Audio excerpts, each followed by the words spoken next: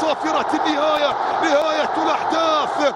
العراق إلى نهائي خليجي 25، إلى المباراة النهائية للمرة الثانية بعد خليجي 21.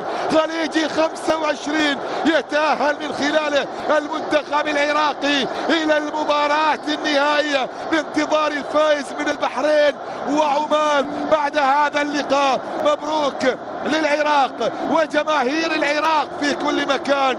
هارد لك للعنابي وجمهوره ومحبيه، وشكرا لما قدمته في هذه البطولة. العراق يتأهل إلى المباراة النهائية لبطولة كأس الخليج، وبالتالي ينتظر الفائز من الطرف الآخر ومن نصف النهائي الآخر. ألف مبروك للعراق حكومة وشعبا، ألف مبروك لكل أبناء العراق في أرضها وخارج أرضها.